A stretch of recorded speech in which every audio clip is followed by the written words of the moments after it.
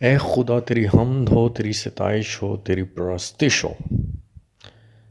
اچھا آدمی اچھے خزانے سے اچھی چیزیں نکالتا ہے اور برا آدمی برے خزانے سے بری چیزیں نکالتا ہے۔ لفظ خزانہ ٹریئر بائبل میں 92 دفعہ یوز ہوا ہے۔ اب کوشچن یہ ریز ہوتا ہے کہ خزانہ ہے کیا؟ کچھ لوگوں کے نزدیک دولت، گھر، شہرت، دنیاوی چیزیں ان کے لیے کیا ہے؟ خزانہ ہے۔ لیکن میرے نزدیک یہ خزانہ نہیں ہے۔ میرے نزدیک انسان کا دماغ اور اس کی اچھی سوچ وہ اس کا خزانہ ہے۔ اور نمبر 2 پہ کوشچن یہ ریز ہوتا ہے کہ خزانے کو بھریں کیسے؟ یہ جو ہمارا برین ہے، ہم اس میں کیسے خزانے کو بھر سکتے ہیں؟ فار ایگزامپل، اس کے لیے میں ایک ایگزامپل کوٹ کرنا چاہوں گا۔ جیسے ہم مارکیٹ میں جاتے ہیں، دو طرح کے ایپل ہوتے ہیں۔ ایک اچھا ایپل ہوتا ہے لوکنگ ویری گڈ، ایک پیرشیبل جو گندا سا ہوتا ہے، تھوڑا سا آپ کہہ سکتے ہیں داغ لگے ہوتے ہیں۔ تو ہم کیا کرتے ہیں؟ ہم خود انسان جا کے اسے بائی کرتے ہیں، لا کے ہم اپنی فریج میں اس کو سٹور کر دیتے ہیں۔ اب لانے والے ہم کیا ہیں؟ ہم خود ہیں۔ اور سٹور کرنے والے بھی ہم کیا ہیں؟ ہم خود ہیں۔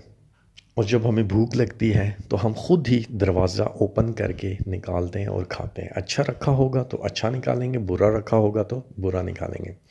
سیم لائک برین، یہ ہمارا دماغ جو ہے ہمارا خزانہ ہے۔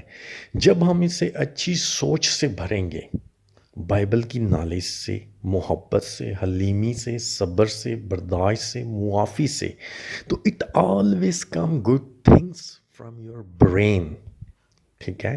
اور جب ہم نے اس کو بھرنا ہی بری چیزوں سے ہے، نفرت سے ہے، گندگی سے ہے، زناکاری سے ہے، ایٹیچیوڈ، ایگو اور ہر طرح کے وہ برے کام جو ہمیں موت کی طرف لے کے جاتے ہیں، تو کیا ہے؟ تو it always come bad things from our brain.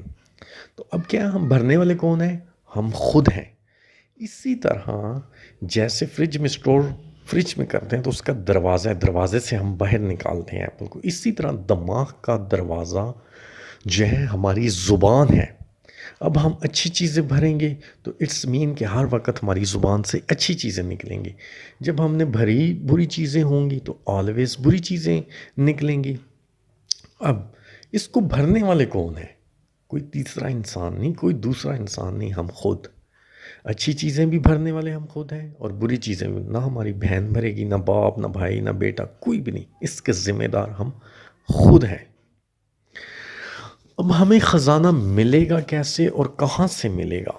یہ بائبل میں ہمیں سکھایا گیا ہے۔ میتھیو 90:21 میں لکھا ہے، یسوع نے کہا اگر تو کامل ہونا چاہتا ہے تو جا اپنا مال اور اسباب بیچ کر غریبوں کو دے، تو تجھے آسمان پر خزانہ ملے گا، اور آ کر میرے پیچھے ہو لے۔